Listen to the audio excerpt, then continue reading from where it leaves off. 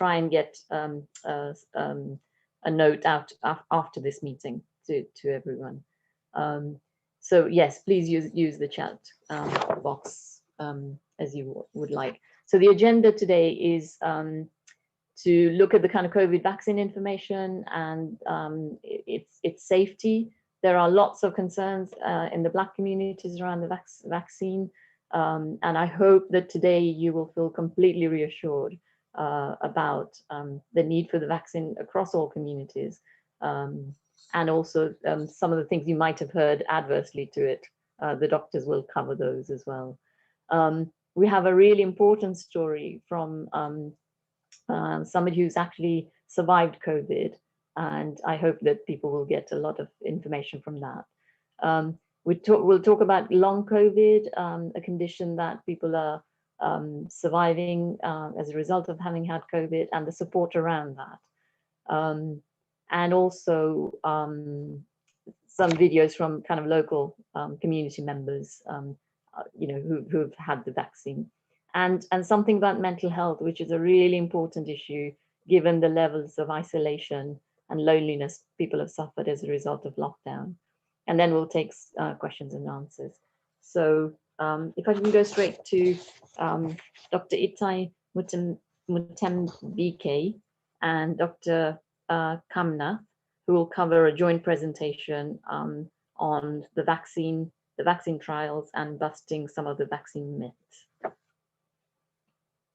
Oh, I'm sorry. I should have said we've got a quick poll to do, a short poll just to gauge where everybody is on the vaccine. It'll come up now. If you could just use your mouse to answer these questions, please. We can just take a poll at the beginning and then at the end as well. So just give you a few minutes to do that.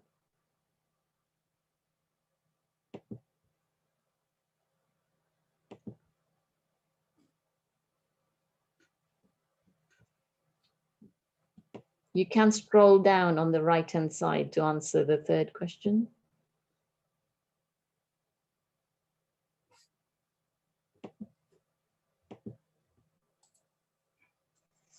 Just give you a few more minutes for that. Hopefully everybody's finding that easy enough to complete.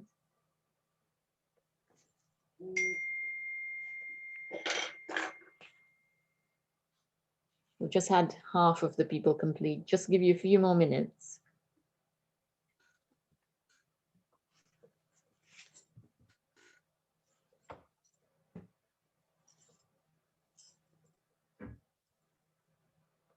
Okay, so if you can see, the result is, that's a really high result. 77 people already offered the vaccine, and quite a high proportion in today's event are saying that they're very likely to have the vaccine. That's really good news. So thank you for that. And the last one, Nikki, I can't see the last result.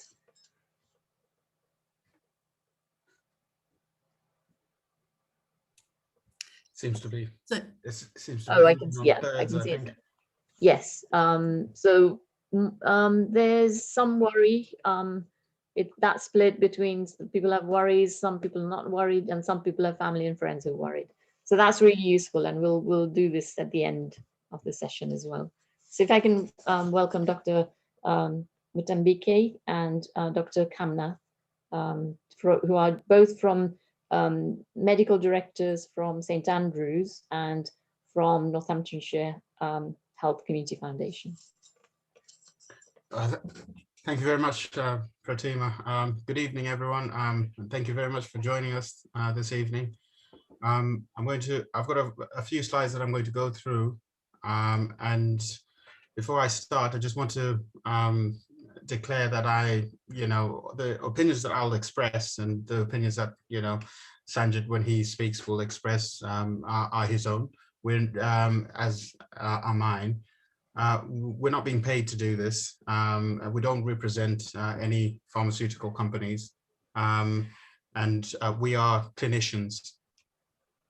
So I think Pratima has already given the local picture in terms of where we stand with the impact of COVID in our local population. But when I started looking at these figures and just monitoring them, for presentations such as this, we were, below 100,000 deaths in the United Kingdom, and we've, well above that now, with about 124,000 people dead as of today, 2.5 million people dead in the globally. Our vaccination program continues to happen at pace within the United Kingdom. I'm quite pleased that this number that I've got down there, which is 20 million, is actually now 21 million when I checked this afternoon.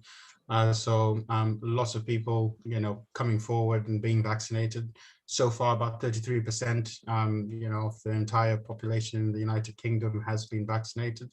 And we're looking at about 90% as a target for us to be able to achieve that herd immunity that will enable us to eradicate this devastating condition. It's important to note that these numbers are not just numbers anymore. These are names that we recognize. These are our close friends. These are close family, as Pratima was saying, and it's going to take a united effort for us to get through this. My own personal reflection, just before I carry on talking about the benefits of having the vaccine, is to really just say that I've had the vaccine myself. And the reason why I did it was, first and foremost, selfish. I wanted to protect myself, my family, my close friends. And then I wanted to protect the local community, that I find myself in. It was an easy choice to make. I had the privilege of being able to access some of the research evidence and make that informed choice about the safety and effectiveness of the vaccine. And that's one of the reasons why I was able to do that as quickly as I did. I do recognize that there is a lot of mistrust out there, particularly in the BAME community. The pharmaceutical companies haven't shrouded themselves in glory. There have been, experiments such as the Tuskegee trials in United States between the 1930s and 1970s, where, people of color were experimented on. And that has fueled, some of the mistrust that we see today. The other theme which is emerging now is, people, starting to feel really tired, feeling as though they're being pressured or blamed for being hesitant for taking the vaccine. I think it's important for us, and very much the theme of today is about, listening to concerns that people have and giving people the right information to allow them, to make an informed choice about what they want to do with their health. Just before I carry on, I just wanted to point out, a number of colleagues, a number of senior clinicians who are part of the network in the region. One of these is Dr. Ananta Dave. She's, a medical director in Lincolnshire, and she, these are the reasons that she gave for having the vaccine. At this point, I'd like to bring in my friend and colleague Sanjit to just give a very brief overview of why he, has taken the vaccine in his capacity as medical director of St. Andrew's Healthcare in Northamptonshire. Sanjit? Thanks. Yeah, thank you, Vitai. So I took the vaccine as soon as the opportunity was available for me to do so, and that's in St. Andrews. I'm the SRO, that's the sort of senior responsible officer for the vaccination program. So I've been immersed in all things related to the vaccine in my organization for a number of months now. I've seen firsthand the effect that the coronavirus can have on people. I've seen patients die. I've seen staff members go off sick. I've seen the terrible effects it's had on their health. Meeting. I've seen, I've had, sadly, members of my own extended family back home who've died from COVID. These are people who are roughly my age who've contracted COVID and died. So I honestly believe that the only way we are truly going to be able to combat this terrible disease is through an effective vaccination program, which leads to a degree of immunity in individuals and in the community. most of what we're doing in terms of protecting ourselves, isolation, lockdown, they're all risk mitigating factors, but nothing is going to give us immunity like the vaccine will. I've seen fit and healthy people at work who've caught COVID and become really seriously unwell.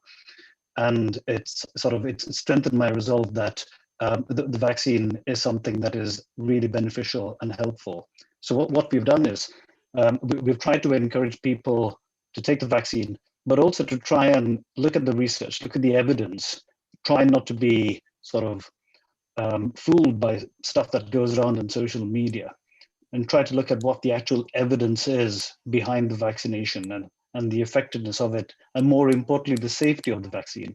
I showed you some figures just now. I think it was 20 million people, 21 million people vaccinated. No one's died from the vaccine. 124,000 people that we know of have died from the COVID illness. So it's a really serious choice that we have to take and make the right one of taking the vaccine. So that's why I've taken it, and that's why I'm such an advocate for the vaccination program in my own organization. Thank you very much, Sanjay. Just to point out, a couple of colleagues, from across the country, Edwin Lovo, who's a coup at East London Foundation Trust, and he's had the vaccine, and these are the reasons that he's given. As some of you who are on the call will recognize this face behind the mask, and that's Linia, who's a very good friend and colleague at NHFT, who's herself has had the vaccine. A number of other colleagues from different parts, of the NHS. This is Fungai, who's from, Barnet. Carolyn, who's also from Barnet. All of these are people of color, people who we work closely with, who've had the vaccine. So before we actually get into, why we even, having a vaccine, I think it's just important for us to kind of have a little bit of a recap. I know most people know what COVID is, but just to have a recap on what COVID is, talk a little bit about the new variants, and then talk about, the vaccines which are out there, and, what vaccines actually are. Can I just check that you can hear me properly? Good. Yes, we can. Okay. So COVID is a severe respiratory illness which is caused by a virus, which is called SARS-CoV-2. Obviously, there are new variants now. It infects us by using a surface protein called the spike protein, and I'm mentioning the spike protein because that tends to be the target of vaccine development. The spike protein is on the surface. The reason why it's called coronavirus is that when you look at it under the microscope, it's a spherical virus which has got lots of spikes on it, and that's that spike protein which it uses to attach to our body's human cells and infect us basically. We know that there are a number of mutations which are out there, and a lot of people will be worried about, will the vaccine be effective against, some of these, new variants of COVID-19. It's important to point out that, despite there being, a Kent variant, a South African variant, a Brazilian variant, vaccine effectiveness may be slightly reduced, but not completely eradicated by the mutations. The mutations are on this spike protein, but that doesn't mean that the spike protein has completely changed its shape, that the antibodies that we develop from having the vaccine will not be effective. So it's important for us still to continue to push on with the vaccination program and protect ourselves from this deadly virus. So vaccines themselves are not new, and a vaccine is a type of medicine that trains the body, trains the body's immune system so that it can fight a disease that it's not come across or come into contact with before. And vaccines, are designed to prevent disease and not to treat disease. So it's really important that we keep that distinction. So if you're already infected with COVID, and you've just been infected with COVID, having the vaccine is not necessarily going to take that COVID away. what is important is for us to, all get vaccinated and have antibodies to the infection, so that when we do encounter it, we're likely to launch a much more robust immune response. So as I said, vaccines are not new. We've been using vaccines since the 18th century, when Edward Jenner started, developing a vaccine against smallpox. They come in many different types. They can be live weakened vaccines. They can be inactive vaccines. They can be toxins, which are small components of the actual infective agent.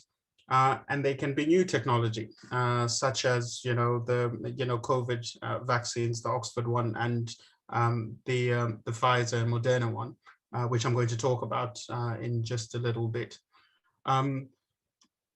So the vaccines which are actually available or which are approved by the MHRA, which is the Medicines and Healthcare Products Regulatory Authority in the United Kingdom, are the Pfizer vaccine, which is what's called an mRNA vaccine, the Oxford vaccine, which is what's called an adenovirus vector, and the Moderna vaccine, which is another mRNA vaccine.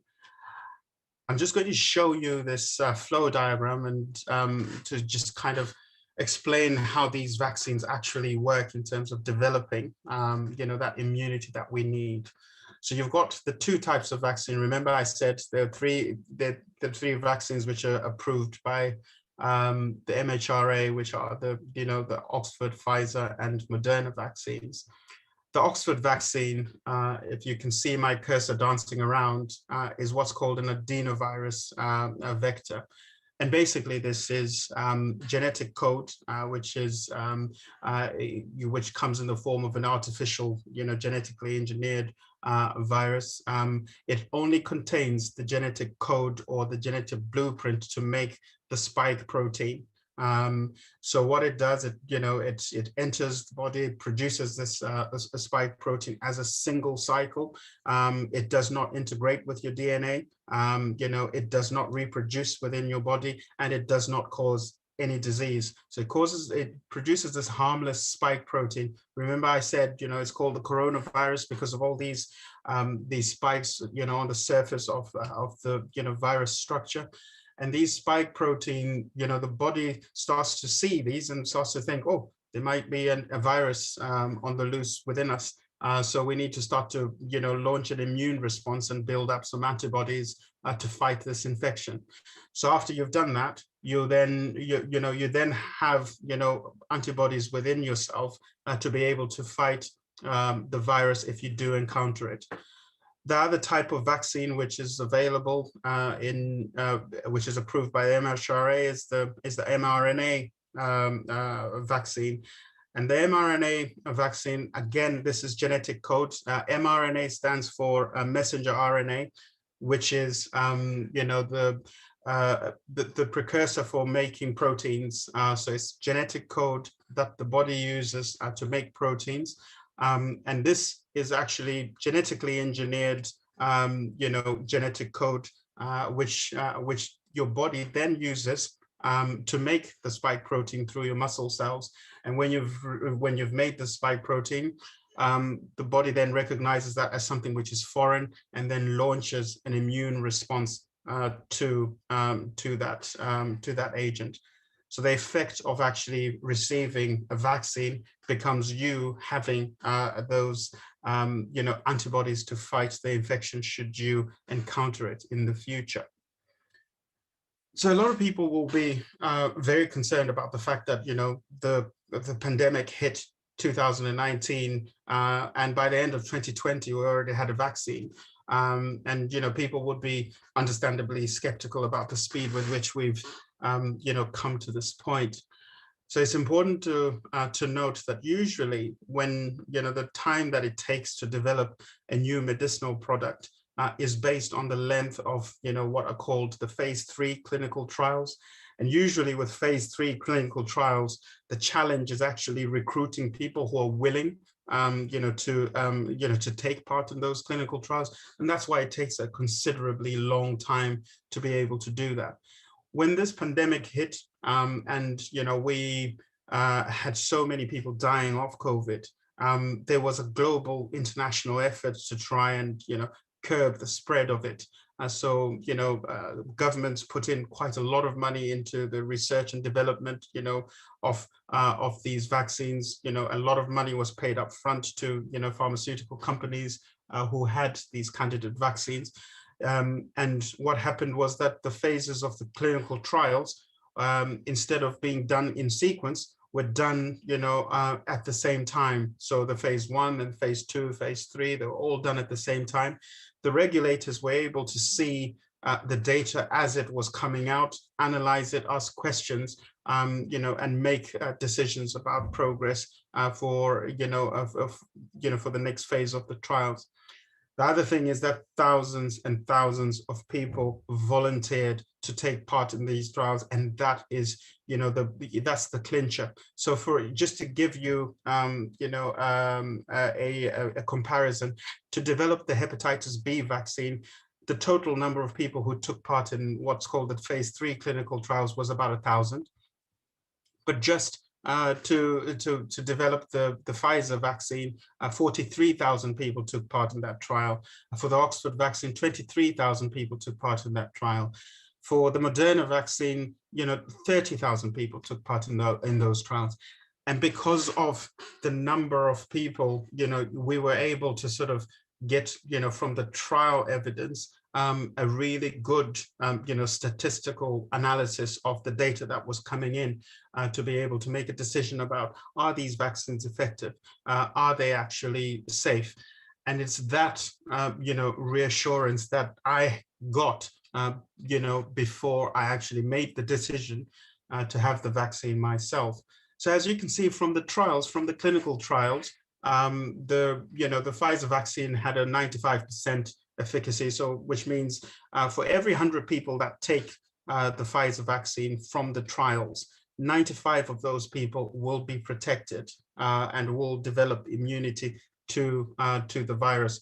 Yes, there will be 5 people who may develop, COVID. But what was found within the phase 3 clinical trials was that the vaccines, all the vaccines, were able to prevent serious disease in all the people who actually took part in the trials. So that's the trial. So you'll ask the question, well, this is an experimental, part of, the whole journey. What has actually happened since, these vaccines have been licensed? And there's a very encouraging paper that was published on the 22nd of February, which looked at the entire population of Scotland, and actually found that these vaccines are actually very effective at preventing hospitalization from COVID.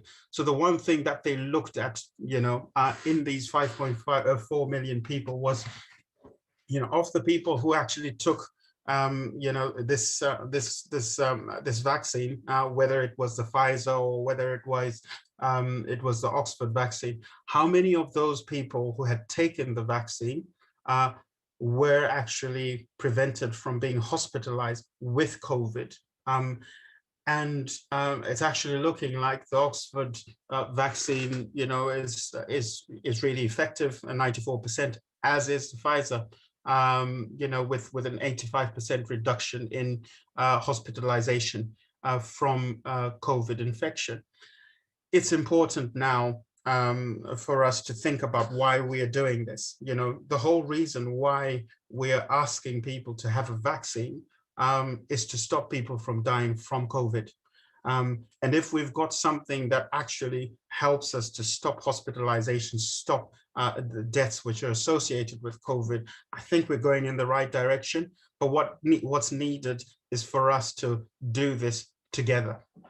So I've got that slide there. I'm not expecting you to read any of that. And I've only put that there just to make the point that any medicinal product which is approved by the MHRA for use, in the British population, has to have something called a patient information leaflet, which will, give details of what's the what's actually in the medicinal product, what is the side effect profile, what's the effectiveness of that medicinal product. And this is what's in the Pfizer vaccine. By the way, this information is freely available on the www.gov.uk website, and you can look for yourself and see what is the side effect profile of all these vaccines, and also who has, having taken the vaccine, how many people, what proportion of people have suffered adverse effects. So all of that information is available, and it's published on the MHRA website. It's important, when people sort of start worrying about who's been developing these vaccines. Is this a plot to exterminate people of color, which is some of the kind of social media hype that you get on the internet. It's important to realize that actually, a lot of the scientists who were involved in developing these vaccines, were actually of color. Dr. Tatenda Chopera is, of Zimbabwean descent, and he was involved in the development of the Pfizer vaccine. The Oxford vaccine, again, like I said before, when I showed you that flow chart, it's an adenovirus vector, and this is what is in it. Nothing like microchips or anything like that people who have been fear-mongering have been talking about. Again, I'm just showing you what's inside, the ingredients of the vaccine. The object here is not to try and confuse you with a lot of text. It's just to show you that everything that's there is published, and you can find out for yourself. And if you do have allergies, particularly to some of the ingredients, so this PEG protein, where you can see my my cursor dancing around, is the one that has been associated with those severe what are called anaphylactic reactions. And anaphylactic reactions are severe allergic reactions that you can get from coming into contact with something that you're allergic to. Your face starts to swell up, your airways start to get blocked, and you find it very difficult to breathe, and you need emergency care when you are undergoing such an allergic reaction. Can I just check that people can hear me and I'm not breaking up or anything like that? Okay, that's fine. My internet connection sometimes is a little bit dodgy, and I just want to check that I'm doing okay. It's very clear, Doctor. All right, brilliant. Again, some of that technology of of the mRNA technology developed by people of color, Kizzy Corbett, very young scientist, African American, who kind of developed the mRNA technology, which is behind the Moderna vaccine as well as the Pfizer vaccine. What's not in the vaccine? Like I said, I've taken this vaccine myself, and there's no mark of the beast. There's no microchips in it. There's no mechanism in there to change your DNA. There's no poison designed to exterminate Black people. It's, I took my, first dose of the Pfizer vaccine in December. And I'm still here, and I'm fit as a fiddle, and really healthy. And I can understand the concerns that people have about large pharmaceutical companies. And like I said right at the beginning of my presentation, Sanjit and I are not representatives of drug companies. We're clinicians. We're BAME clinicians. Both of us, are just as upset as the next person about, the consent issues involved in the, meningitis trials conducted by Pfizer in 1996. We're just as, appalled at, the way the Tuskegee trials were conducted. We're also just as dismayed as most people of color, about the health inequalities that exist. And this is one of the things that, brings me here today. It's about tackling those health inequalities, asking people, to take a medicinal product which is going to protect them from a deadly virus is part of tackling those health inequalities. The research evidence was robust for the COVID vaccines. I looked at it myself, I saw the papers, and I wouldn't be standing here today trying to persuade people, to have the vaccine if I didn't believe in what I'd seen. I don't want to die from COVID.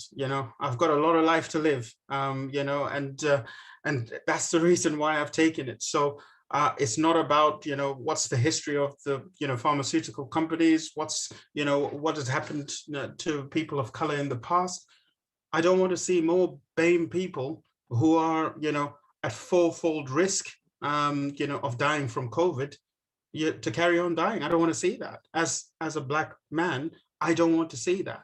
And that's why I'm encouraging people who are most at risk to take the vaccine. And I think you can take a stance. But what I would ask you, what I would appeal to, to anyone who's listening today is, do not cut your nose to spite your face. This is about your health. This is about your protection. Make the informed decision that helps you to move forward. People are worried about the long-term effects or the long-term side effects. Whenever I'm faced with this question, I often say, one of the most horrible side effects of anything is death. The final, effect of, COVID has been the death of 2.5 million people worldwide. Sorry, there's someone who is talking. If you can mute. Okay, thank you very much. And I think most of us who are here present will know of someone who has died of COVID. I think it's important for us to think about that. What we want to do is to survive as a human race. And what we want to do is to find a means of survival. And if we've got something that the evidence shows us, has been effective at, stopping, hospitalization from this deadly virus, let's take that option. If, for instance, we wanted to wait 10 years to see, because that's the only way you can, with certainty declare that there are no long-term effects of a medicinal product. If we were to wait for 10 years to observe those 43,000 people who had taken the, Pfizer vaccine, that would be, after 10 years, at the death rate that we've seen, at enormous human cost. Something has got to give. We have to make a decision. The way these vaccines are designed is such that they are not likely to, to have any impact, on your long-term health. So there have been concerns, obviously, about, why has the, when initially the regimes for, vaccination published by, the pharmaceutical companies was 3 weeks between the first and the second dose. Why did the government take the, the decision to extend the time? And this really was about, trying to make sure that we got the vaccine, at least the first dose of the vaccine, to as many people as possible. And that, for me is the, is very important. We, the more people are vaccinated, the easier it's going to be to sort of curb the spread of this deadly virus. What we've seen is that between day 28 and 34, you're still getting that, 85% protection from hospitalization after a single dose of the Pfizer vaccine, and 94%, after a single dose of the Oxford vaccine. This is what, the post-licensure, observational studies are telling us. And that's pretty compelling evidence that, it's not to say that, we're not going to give people the second dose. And, so far with, 21 million people having received the first dose, and, over 1 million people now receiving the second dose, and, the second dose program well underway, locally in Northamptonshire, people will receive the second dose. But actually, the timings, are less, important than the fact that we are trying to reach out to as many people to get the first dose as possible. I don't say this to be an apologist of the government, but I say this because I think, the evidence is quite compelling. People are concerned about fertility, and why wouldn't you? If you're a woman of childbearing age, why wouldn't you be worrying about, whether, you'll be able to have children if you took a medicinal product? So here's what we know. There is no evidence to support, these social media, assertions that, it may cause infertility. What we actually know from the phase 3 clinical trials, particularly the Pfizer one, is that 23 women did actually become pregnant, after taking the first dose of, the Pfizer vaccine. The Royal College of Obstetrics and Gynecologists have released a statement through, through their president, Dr. Edward Morris, basically, giving reassurance, to women that there is no, evidence that the, vaccines will affect fertility. There's no biologically plausible mechanism. You remember I showed you how the vaccines actually work, and there is no mechanism given that that you would not be able to conceive after receiving the vaccine. And the information sheet, that will allow women of childbearing age, breastfeeding mothers, to make an informed choice, is actually available on the Royal College website. And again, this is free access. So if you log on to that website, you can just see for yourself what the advice is and make a decision that will help you and your unborn child. It's important again, and obviously Sanjay, when he speaks, will shed more light on this. That whenever you're unsure about whether or not to take any medicinal product, your GP is the first port of call. It's your GP who knows your medical history, who knows all the contraindications, etc. That's the person that you need to have a conversation with if you're worried, about your long-term conditions. Again, if you are in what's called a clinically extremely vulnerable group, actually, the Green Book, which is the Bible for doctors for deciding who gets vaccinated when and how, actually advises that people should be prioritized if they are in those clinically extremely vulnerable groups. So if you've got an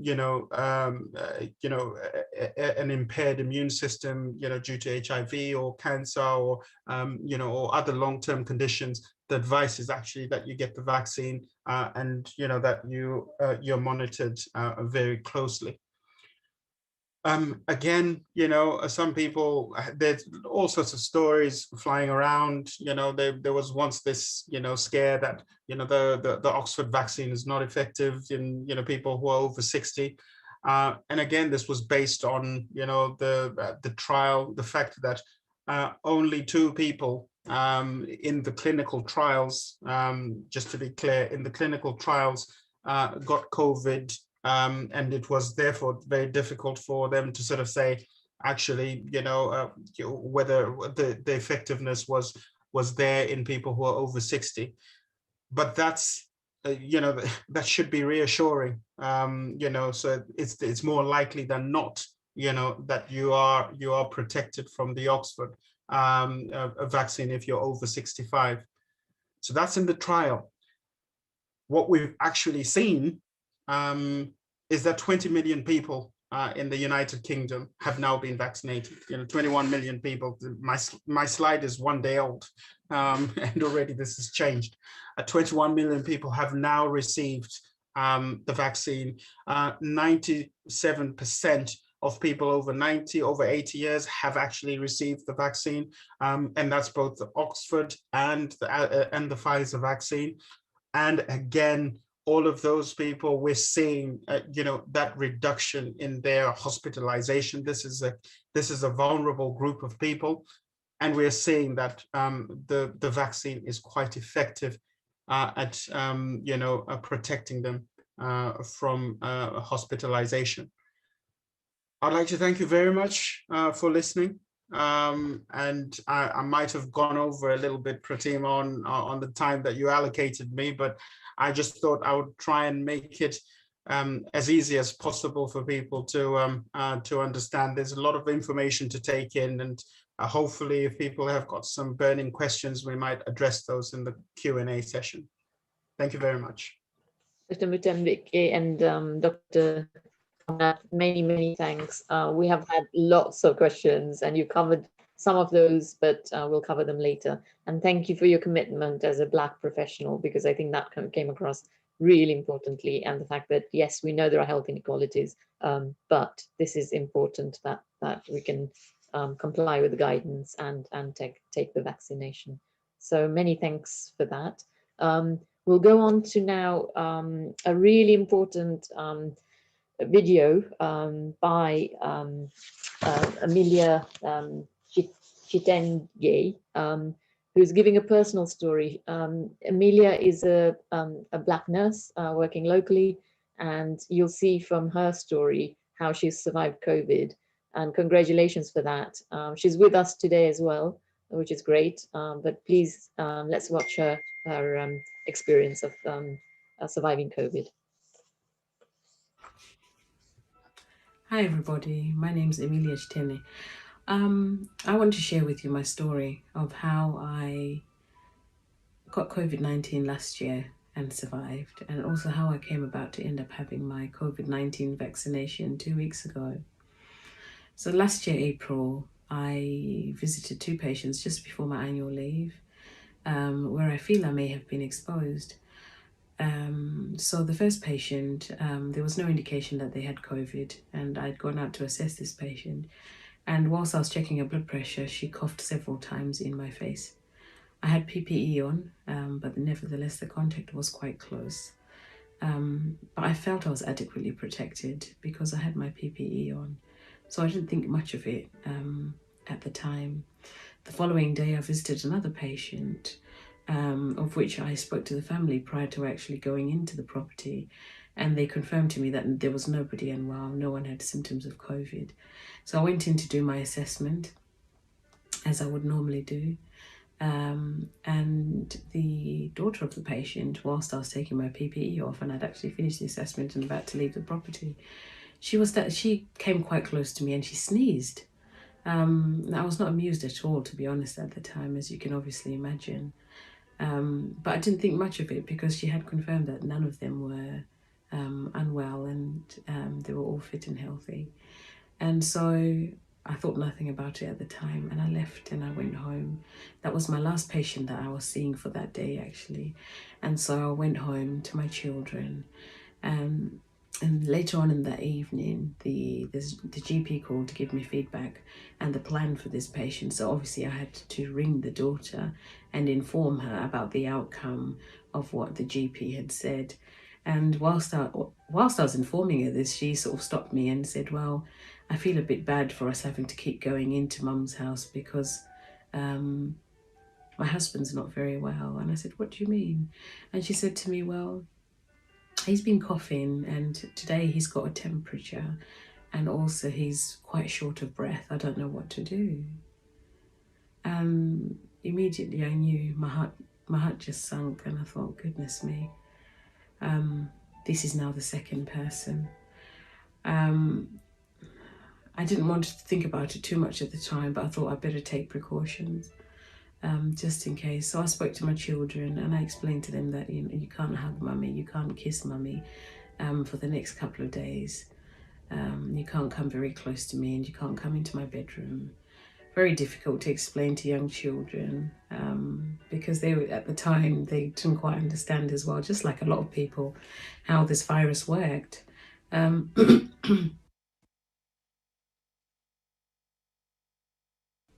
so I isolated myself pretty much for the next couple of days. And when it happened, I knew aches and pains everywhere. I had a fever, 38.9. The pains in my chest were excruciating. The cough. At one point, I called the ambulance about 2 o'clock in the morning because I didn't want my children to see the ambulance or hear anything that was going on. I waited till 2 o'clock in the morning when I knew that they'd been deep sleep. I didn't want them to worry about me. I didn't want them to be anxious that anything was happening to their mum. Being a single parent, I knew that if I had to go to hospital, my kids would have no one to stay with them, really, because no one would be able to come into the house because they've been in the house with me. And so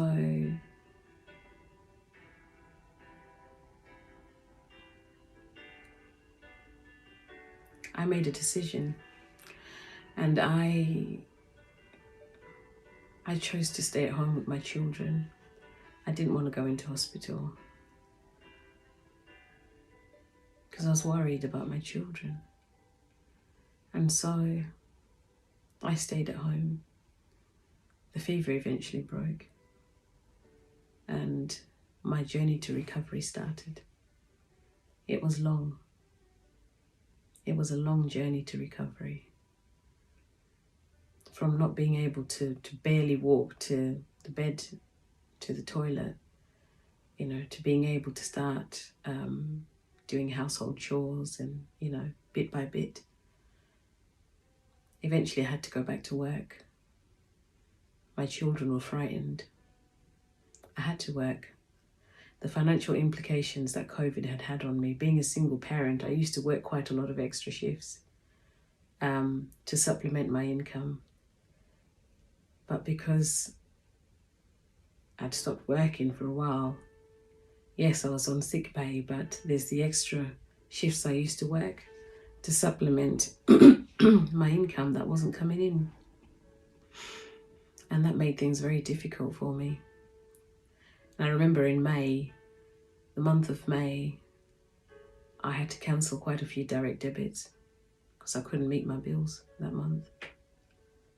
And I had to explain to quite a few companies that I'd need to look at what I can do to pay them back. And so COVID had real financial implications for me. I'm grateful because my trust managed to look into it and something was done about it. But going back to work was very difficult. I still had the aches and pains. I still had difficulties with breathing. I was still getting short of breath. And having asthma, the asthma worsened and I ended up having to go on a different inhaler. They had to upgrade me to a stronger steroid inhaler. I had lots of other problems after I had COVID. I had gastric ulcers. I couldn't eat the food that I normally ate. Constantly having headaches.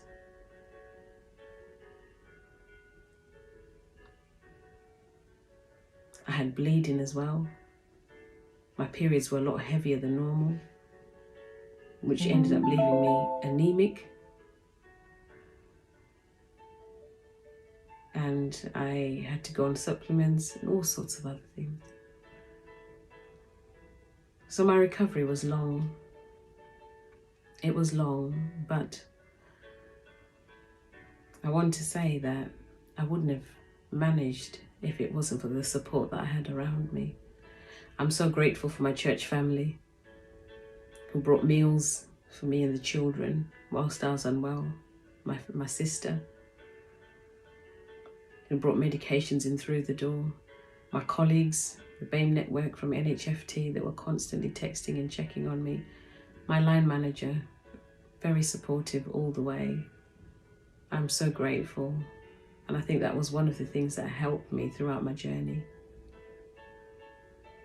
And then when I heard that there's a vaccine out, I was not the first person to put my hands up because I sort of thought to myself, well, that's interesting. How come they've managed to create a vaccine so quickly? And I was a bit reluctant, to be honest, to take up the vaccine without knowing a bit more information about how they've come about it and what exactly the vaccine comprises of. I was worried as well because I'm quite sensitive to a few things. I've got allergies And I think that was my biggest fear, that, okay, what if, you know, I have a reaction? So there was lots of things to think about. But I think the biggest thing that moved me to end up having my vaccine was the death of my uncle. My uncle died 4 weeks ago. He was my mum's youngest brother. He was my friend. He looked after me when I first came into this country 21 years ago. Such a wonderful man, very knowledgeable. Doctor in chemical engineering at a university in London. He was always there for me. My whole career, to be honest, I owe to him. I wouldn't have made it if it wasn't for him pushing me, cheering me on. He went to Zimbabwe soon after Christmas, after we had lost another close family member. And unfortunately, he contracted COVID while he was over there. Ended up on a ventilator, and he didn't make it. My world shattered to 1,000 pieces. He was my world. He had no underlying conditions. He was healthy.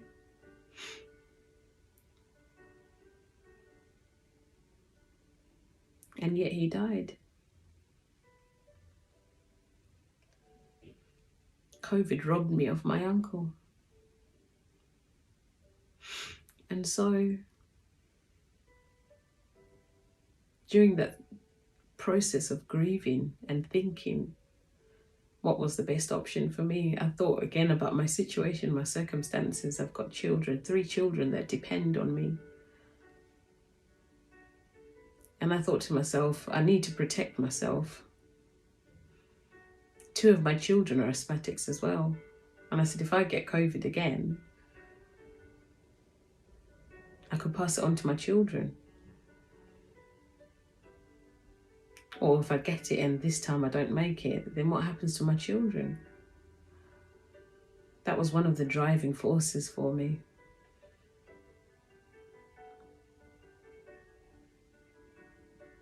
I want to encourage you, or anyone that's hesitating, to take up the vaccine. I came up with all sorts of excuses, and I'll be honest with you, the stuff I watched on social media didn't help at all. There's lots of propaganda, lots of stuff out there. But to be honest with you, I would say go out and get information and read and understand for yourself what it is, what's in it. I went out and I did that. I had help from other colleagues as well that got me information. And I felt really encouraged as well by watching other colleagues that had had theirs and they were absolutely fine. And I said to myself, you know what? I'm going to go and get mine. I spoke to my GP as well, and I made a decision, and I thought, you know what, let me go and have my vaccine. I said, in any case, the worst case scenario, you know, they know I've got allergies, and I know that they'll make sure that they look out for me after I've had the vaccine, and of which they did. It was a fantastic experience. I explained to them that I had allergies and that I'd had an slightly anaphylactic reaction to an injection before in my childhood. And so they made sure that they had the right member of staff, they had the right equipment nearby in case anything happened. And I got my shot. And here I am, I'm absolutely fine. My arm was a bit painful for a couple of days. And initially when I had the vaccine, I felt a bit queasy. But that's because my body's really sensitive. And that was about it, really. And I'm fine now. And I can't wait to have my second one. So I want to encourage you all, those that are hesitating, vaccinate. Don't hesitate. Do it to protect yourself. Do it to protect your loved ones. Do it to protect people around you. You'd rather do it now than regret. I wish my uncle had had his vaccine before he'd gone. Maybe things would have been different for him. Maybe he'd still be here. I don't know.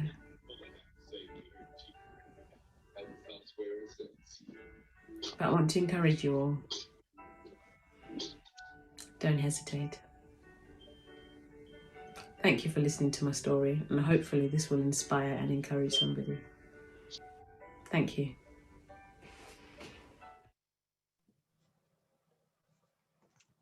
Amelia, that was an incredible personal journey that you've just discussed. I can feel the audience was absolutely gripped, and some really good supportive messages for you. Like I say, Amelia is with us, and many thanks for giving us that kind of very personal kind of story and the struggles really. So thank you. We'll take questions for Amelia at the end as well with all the doctors. Thank you. Thank you for listening. Thank you. Okay, thanks. Okay, let's move on to condition called long COVID. Some of us may have heard about this, but this is another important area that we need to be all aware of. So Rudo Chimera, who's a clinical specialist, and Penny Edwards, who's won't necessarily be speaking, but is with us as well, who's a long COVID coordinator, and they'll talk about long COVID. Thanks, Rudo.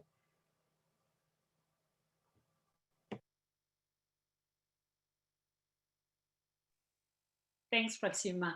My name is Rudo Chimera, and I'm a clinical specialist respiratory physio with the intensive care unit at Kettering General Hospital, but I'm also the therapy team lead for the cardiorespiratory team. So the acute respiratory wards, the community respiratory team, and ICU as well. So I was asked to speak about long COVID, but I've only got 5 minutes, so there's not going to be a slide or anything. So I'm basically just going to talk about what long COVID is in brief, and then just mention a little bit about the post-COVID recovery task group that I'm a part of.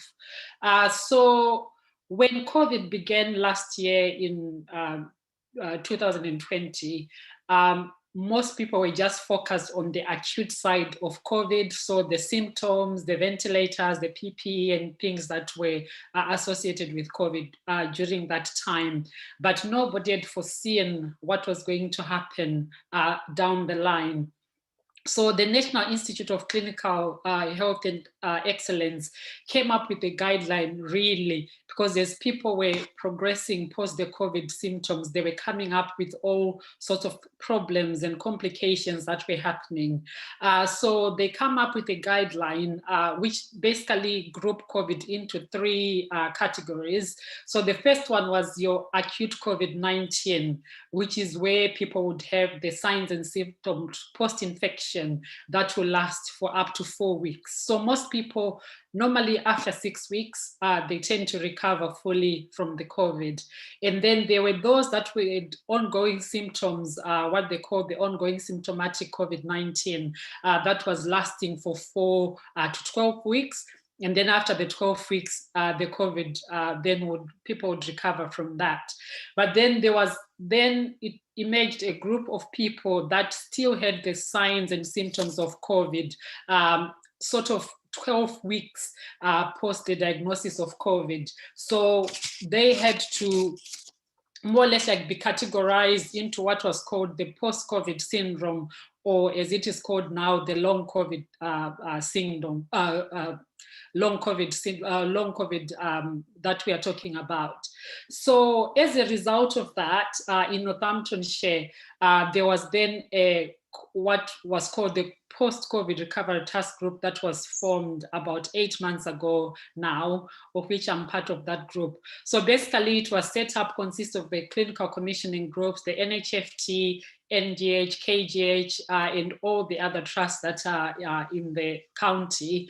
And the whole reason why that was set up, it was to form a post-COVID recovery pathway for patients admitted to the hospitals and patients that were in the community that still have obviously the persistent symptoms of COVID. And then we did manage to come up with what we call the Northamptonshire long COVID pathway, which became active from the 14th of December. I think that's when the first patient were admitted or went through the Northamptonshire long COVID pathway. So the symptoms mainly of long COVID are things like breathlessness, which is persistent for so many people. And then for other people, it's things like fatigue. And then there are also those people that have got mild cognitive impairments. So things like what they call the brain fog. So basically, as a task group, what we did, it was to come up with these pathways, and then where the patients will be assessed by the members of the MDT, and then they are signposted to the right service. So it could be things like if it's respiratory, there's the respiratory outreach team.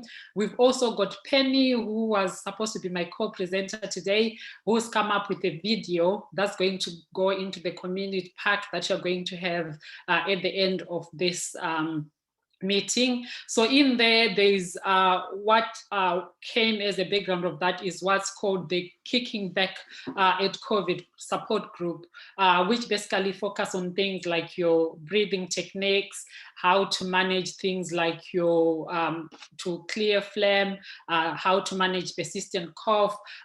Also on the background of that, as the team lead, I'm part of the pulmonary rehab group, and we've taken on things like dysfunctional breathing and how to manage that, and also some techniques on how to manage things like fatigue. And then on the background of that, one of the problems as well that has been coming on as a result of the COVID is things like anxiety and depression. I think someone is going to talk about the mental health side of things and what's available in the county to help people with that. But for us as physios, we've got quite a lot that we can help with regarding your breathing, regarding things like pacing and managing your fatigue. So all that information is going to be in the community pack.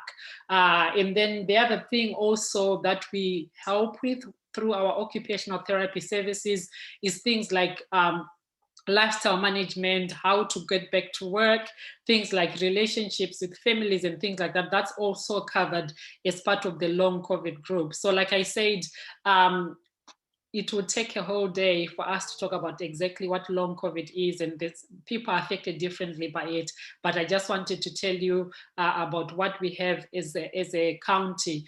And then for those maybe that still have the persistent symptoms 6 weeks post having the COVID diagnosis, there's also an online digital platform that's called your recovery program. So that can easily be accessed on all of the media platforms, but you just go to www.yourcovidrecovery.nhs.uk. So there's quite a wealth of information on there on what long COVID is. It covers a range of things from managing your breathlessness, your fatigue, how to get back to work, nutrition advice, lifestyle management advice. So it's all those things that we've been looking into as a post-recovery task group. So like I said, I've only got 5 minutes, but the pack that we've come up with, it has got all the information that you can access after this meeting. So I'll be open to questions at the end as well. Thank you for that. Rudo, thank you so much for this. I know as a community and some of the responses we're making as community organizations is moving on to long COVID. So it would be great to have you and Penny come to some of the wider community events as well, because I think people are getting really concerned. And it's great to know, I know in a pre-briefing, Penny was saying about it's a really dedicated resource for long COVID. So I'm really, really pleased that we have that resource in the county and that one we can tap. So many thanks, and Rudo will be available for questions straight after this as well. Let's go on to kind of Dr. Gadia, who's going to talk about the vaccination program across Northamptonshire. Dr. Gadia, over to you. Thank you. I think the slides are up there. So just to introduce myself, my name's Sanjay Gadia. I'm a GP in Corby in Northamptonshire, and I also work for Northants Clinical Commissioning Group. And over the last 12 months, I've been focused on the vaccination program to get it up and running. So just to give you a very broad oversight, the vaccination program is up and running, and I kindly went over all the vaccines, so I'm not going to cover that. But the main thing is that the vaccine will be offered to everyone. However, we can't give it to everyone in one go. So the experts and specialists have come together with a priority list, and the priority list is based on those who are most at risk, and it works down accordingly. And we know that there are multiple risk factors. So the main ones at the moment that currently we're giving the vaccine to are people aged 60 and over, people who are at high risk. So I refer to them as the clinically extremely vulnerable, and people will know these as people who are shielding. Then we have the other group, which are clinically vulnerable, and these are people who have other health conditions. We're also vaccinating people who live or work in care homes, because obviously because of the age there's a risk, and also health and social care workers. And also people who are getting carers allowance, are looking for people. So these are the current groups at the moment, but this is changing constantly. People who are not in the priority group list that are displayed at the moment, they will be contacted, but it will come in turn. So as we work through the different cohorts. Next slide, please. So in Northamptonshire, having spoken to colleagues and that elsewhere, we are so lucky. The vaccination program has been run at such a pace that we were one of the first places off the mark on the 8th of December, and we have kept this pace going throughout. So there are many places that you can get the vaccine from. I think one of the big things to point out is that before 8th of December, all the GP practices in Northamptonshire came together, and they decided to all work together to open up 16 GP-led sites across the county. And in addition to that, we opened a large vaccination centre, which is at Malton Park in Northampton. And this is the large vaccination centre. Because of this, the numbers that we have managed to vaccinate so far have been at such pace that we've been highlighted, and I know it was mentioned in the media a while ago that the numbers were surpassing what was happening elsewhere. But what it's meant is that people have an option. Now, many people who fit into certain groups, for example, based on age or by the fact that they've received a shielding letter, may have received a letter to book directly into the vaccination centre. And if that happens, you can certainly do that. You can book directly into the vaccination centre. However, if you prefer to be vaccinated by your GP-led service, then that's absolutely fine as well. You can contact your GP to say that you'd still like to receive it, and they will generally still be inviting you. So it's a choice wherever you'd like to go. The system that we all use to record the vaccines is the same. So you don't have to worry about, oh, well, if I go there, then I'll be stuck. But wherever you do go for your vaccine, the main thing to remember is that that's where you need to then go for your second vaccine, because we then track where we need to deliver the second doses. Just to give you an update, and like Itai said in his presentation, these figures have changed. These were the figures on Friday that we last saw. So in Northamptonshire so far, we've delivered 228,000 doses of the COVID vaccine. This is first doses, and you can see the various age groups on there. I won't go into all those, but you can see it's a phenomenal amount. All these places, your GP practices, the mass vaccination centre with the volunteers have been pulling together to make sure that we can get this done as fast as we can. So as soon as these vaccine deliveries are coming in, within days they are being used, which is the right thing. We want them to be given to people and not be sitting on shelves, and so that's what the main aim is. Next slide, please. So if you do want some more information on the vaccination program, there's a web address there which will be circulated, and you can obviously go onto that website, and it's available in different languages, and that will tell you information about the vaccine, information about the ordering of the vaccine, but also how the vaccination centre and the GP-led sites will work. Next slide, please. There you go. I'm not going to go over this. I know there's been a lot of stuff out there. I think the main thing I wanted to say, because as a GP, I get many calls about this, and it really worries me. To be honest, I've had family members who've had this. First of all, the vaccine is free. Please, if anyone is asking you to pay for a vaccine, this is fraud. It's a scam. The vaccine is free. We will never ever ask you for your bank details or for any other information besides your name and date of birth. And whenever we contact you, we'll be using those. So we will contact you, and you'll see that. If anyone's asking for any of those things you see listed there, it's a scam. Please, you'd think at a time when we're all in crisis, we wouldn't have to deal with this, but unfortunately, it's a big issue.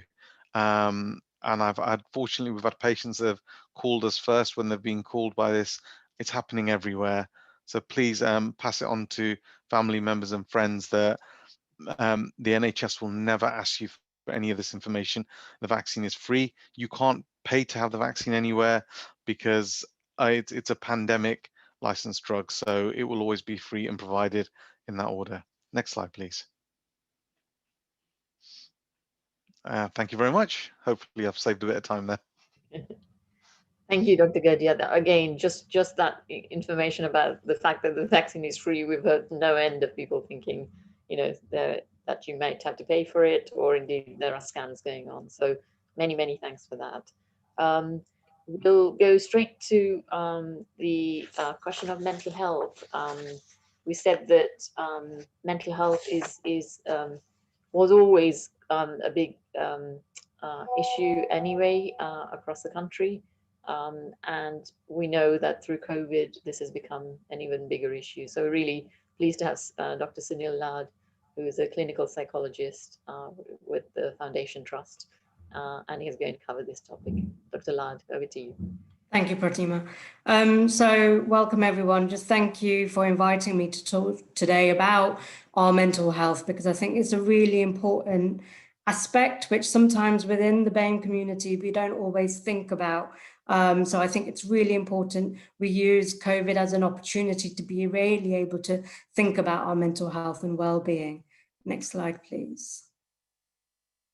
So I guess one of the things I really want to kind of recognize is that over the last year, our lives have drastically changed, and we're not able to do things which gave us previously lots of fulfillment, enjoyment, and joy and happiness. And as you've heard today, this pandemic has led to a lot of illness, a lot of death, and sadly a lot of bereavement as well. And we know with these type of events, they not only affect us psychologically, but that also has an impact on our nervous systems.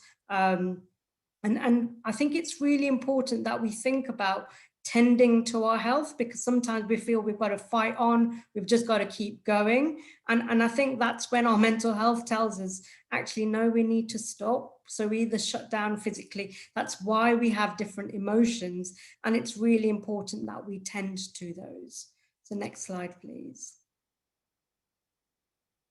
So emotions, they're basically there to help us as human beings. They help us to kind of respond to different situations and guide our behavior. They've got many different functions. If we think about anxiety, fear stops us from going into dangerous places. Anger helps us to fight things. And actually all of those different emotions are associated with different bodily reactions. And that's what helps us to survive as human beings. And they're the products of millions of years that we've actually not got any choice over. None of us have got the choice not to feel angry, to feel sad. When situations happen, we do get affected, but it's about what we do with those emotions that are going to be really important. So next slide, please. So what we need to understand is that we've got three different groups of emotions that we could have. So the first one is what we would describe as a drive excitement system. So this set of emotions, it's what makes us feel excited. It's what makes us kind of go to work each day because we get a reward at the end. It makes us also, it's what's associated with getting food when we feel quite nice after a nice meal, and therefore we do more of it. So this part of our brain kind of makes us feel excited, it makes us feel good. And some of those things that we might have lost might mean that actually we're not having that system being activated at the moment. So if you could just press the next button. So the next system is what we describe as our rest and digest system. It helps us to connect to other human beings. It's what helps us to feel safe and connected. But sadly, we're not having aspects of that at the moment. You know, we're not able to meet in big groups. We're not able to connect with each other. And again, this part of our system, which makes us feel good, which actually helps to restore our nervous system, isn't being activated through attachment relationships. And then our next bit.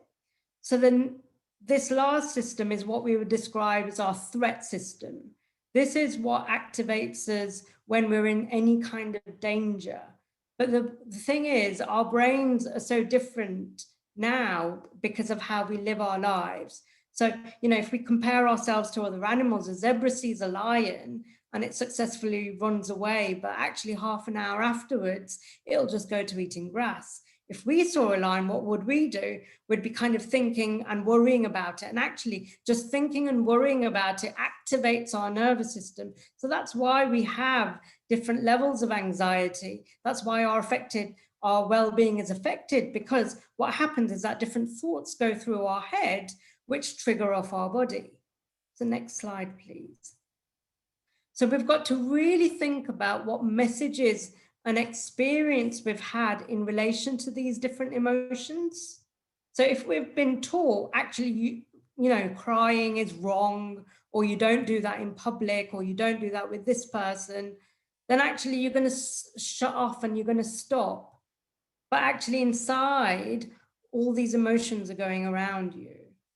So it's really important that we think about how do we deal with emotions which are totally normal, like sadness, fear, and actually think about how to process them. Sometimes we might use things like food or different, you know, alcohol, prescription medication to just shut those things down, because actually we've been taught or told those things are bad. So it's really important that we think and learn how can we start to connect with these emotions. But I will also warn you, that they can feel extremely painful, but there's a reason for those things. And then also think about how do they feel in our body? How do they feel in our mind? How can we learn to safely sit with these different emotions? But also, safety is an extremely important thing. Don't just force yourself to do these things, because if you do, then these loops might go around in your brain, which kind of make it even worse. Next slide, please. So we've also got to remember, thinking back about that lion, there's a reason our threat system is well developed, and that's because it kind of links to our survival. But the thing is, different things will activate it. And the thing is, our brain runs on the principle, it's better to be safe than sorry. So sometimes when you get those messages on your phone, on WhatsApp, there'll be reasons that, yes, they trigger off this threat system, this fear system in you, but we're more likely to believe some of those things because your brain is running on the principle, it's better to be safe than sorry. So next slide, please. So we've got to think, yes, we're not in the middle of a jungle anymore, that we're going to see a lion, but we've got current threats. Every time you get a message on your phone, kind of think, how many messages on your phone have been negative information? When we watch the news, it is a lot of negative information. This activates our threat system. The threat of COVID is real, we've seen it. But at the same time, sadly, our news organizations on the media, and also people who send things on WhatsApp and stuff, they're driven by, kind of fear is quite contagious. Getting people angry is quite contagious. So we've got to really think about, actually, how can we tone down our nervous system? Because our brain, it kind of sticks to information which is threatening and negative. You know, think about your day-to-day events. 10 nice things might have happened in your day, but you'll remember the one not so nice thing that's happened. This is the way that our brain works. So it's going to be really important that we kind of step back from our emotions, because what happens is that our thinking narrows when our threat system comes on. And that's when anxiety will also increase. Next slide, please. So it's really important to recognize that, you know, that threat, that negativity bias is really important for our survival. But this also means that, you know, it's got a negative side to it as well. It means we can easily jump to conclusions. We can focus on things that easily threaten us. This isn't our fault, because our brain is designed this way. But as we've seen over the last year, it can be a huge problem. Next slide, please. So, you know, thinking about how, because going back to those earlier slides, our excitement system, eating, you know, in order to feel good, we might have lost social connection. So we might be eating comfort food, which has got lots of sugar in it, which also makes us feel good for a bit. But, you know, we also know that COVID puts you at risk if there is obesity. We know within the BAME community, there are higher rates of diabetes as well. So all of those things will affect both our physical and our mental health negatively. So really kind of be aware of different foods, making sure that we can engage in different healthy exercises. Also, not being able to do things which make us feel good, which leads to higher rates of depression. You know, we're not getting touched by other people as well, which can also be extremely healing. We're not able to meet each other and feeling socially isolated. So all of those things are going to affect us even more. So our ability to deal with things is going to be hugely affected. Next slide, please. So what is helpful? So having just a caring and compassionate approach to others, and that can be extremely tough when others are doing things, but they might be working outside of their own threat system as well.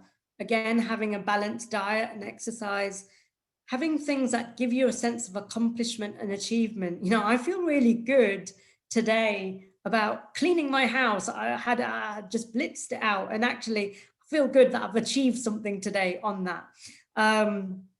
Avoiding things that bombard, you know, I think sometimes I switch off my phone. I don't want to look at Twitter for too long. I've also kind of left groups where there's lots of negative scare stories as well on WhatsApp. So being aware of those things as well. And yeah, I've just quickly seen in a comment, yes, yoga and meditation can be extremely helpful as well, being a yoga teacher myself. Next slide, please. I'm going to pass over to Rowena, who's going to talk within Northamptonshire about one of the IAP services which are looking at supporting people with anxiety and depression. Lovely. Thank you so much, Dr. Ladd. So yes, my name is Rowena and I work for the IAPT Changing Minds service as a senior psychological wellbeing practitioner. First of all, thank you so much for having me here today to be able to discuss IAPT and what we offer and how anybody can refer for support, including those from the BAME community. So our service is open to everybody over the age of 17.5 years old. And we support those who struggle with mild to moderate common mental health difficulties. And this can include your standard depression and all types of anxiety disorders. So you've got generalized anxiety disorder, PTSD, OCD, etc. At the moment, we are currently supporting those who are fearful or uncertain about returning to normal life post-COVID, those who are suffering from long COVID, and some whose existing conditions such as OCD or health anxiety has worsened due to the pandemic. And we also support anybody who's having difficulties completely unrelated to COVID-19 as well. So referrals will come into our service, either a self-referral or through a professional, including your GP, health visitor, those from secondary care. And you're then booked into a 45-minute telephone assessment with one of our team. And a variety of options regarding treatment are discussed. And then, if suitable, we can offer you some support to help deal with the difficulties that you may be presenting with. This can be on a one-to-one basis. This can be within groups using computerized CBT and webinars. So all of our therapists follow cognitive behavioral therapy principles and ensure individuals have tools to help them move forward after therapy to essentially become their own therapist. So it's very much guided self-help. So yes, as discussed, you can self-refer by using the number on the screen or self-refer using the referral form, which is found on the website. And our leaflet containing more information about our service and what we offer will also be available within today's community pack. And just a final note to kind of say and to reassure people that, you know, there are services, including IAPT, who are there to support you with mental health difficulties. We hear a lot about the physical difficulties when people are experiencing COVID, and that's both directly and indirectly. But it's important not to neglect the mental health side of things as well. And to remember that everybody, whilst we're all going through this together, it's impacting people differently. So is it to say during these times, we're all in the same storm, but we're all in different boats, really. But yes, thank you. Any questions, I'm happy to answer when we get to the Q&A session later on. Thank you. Dr. Lard and Rowena, thank you so much. A really important area I think we've neglected in the COVID information and work so far. So I think that's the work we all need to do kind of going forward. So many thanks for that. We're going to go, we have had so many good comments about all the presentations. So my big thank you to all the presenters. I think we've had a huge amount of breadth of information, covered incredible number of different topics that are really relevant to local people at the moment. Let's go straight into the questions. We've had some preset questions, so I'm going to take those first, and you'll have seen a lot on the chat as well. So I'll ask different doctors and different presenters to kind of field some of them. So just to start off with, we've had a question on advice on social distancing within multi-generational households. If I can ask Dr. Sanjay Gadhia or Dr. Kamnath to respond to that, please. Dr. Kamnath, would you like to come in first? Yeah, thank you so much. So it's a really good question about what do we do if you live in a multi-generational household. So one of the things that makes coronavirus or COVID so deadly is its high infectivity. So it's easily transmissible from one person to the other. And what we do know about BAME communities is many of us live in multi-generational households where you have very young children, adults, and older adults as well. So the key thing is to work out, are there people within your household who are at a much higher degree of risk? So being from a BAME community already puts you at some degree of risk, but there are other individuals with underlying conditions, particularly if they're older, and they might have conditions like diabetes or respiratory problems, etc., that makes them at a much greater risk of having a more serious adverse outcome from COVID. So essentially, what you need to do is, and most of this advice comes from the CDC, or the Center for Disease Control in the United States. They've issued a very helpful document on this, is if you've got people who are really high risk within your family or within your household, then you'll have to behave as if all of you are potentially at a higher risk of transmitting the disorder, transmitting the disease. So what does that mean in practice? What that means in practice is if you've got somebody who's at high risk within your household, you need to be extra careful. So there are some simple practical things that you can do and some things that I do myself. So the first thing is ensure that you don't go out unless it's absolutely essential, and the government's guidance on that is pretty clear. But also if the government changes its guidance, the guidance changing doesn't mean COVID has gone away, it's still there. The levels of risk might be reduced, but they're still there. What you're trying to do is try to minimize the risk as far as possible. So the person who does go out for essential errands should be the person who is at the least risk, or the person with the fewest risk factors. Always wear a mask when you're going out. So particularly when you're going to shops and things. If you're going to touch stuff, make sure that you carry hand sanitizer. Have hand sanitizer at your the entrance to your house, so that when you come in, you can sanitize your hands. One of the things that I do, I work in a hospital. So as soon as I get home, before I go and hug my kids or say hello to anyone, I go upstairs, change my clothes, put my clothes for wash, and have a shower. Very simple, very quick, easy to do. It puts my mind at rest, and it reduces the risk of transmission. Ensure that you're ventilating your house properly. Particularly if you've got individuals in your household who are at higher risk, when you're socializing with them, try and maintain social distance as far as possible, but keep your rooms ventilated. I know it is really hard during winter to do this, but now that the weather's improving a little bit, or maybe not today, but in general it's improving, try and keep your windows open, ventilate your household as much as possible. Don't have visitors.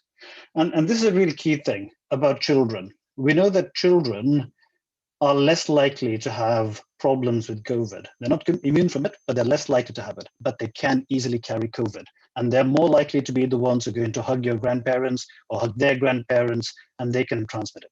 So teach your children about the basics of good infection prevention practice.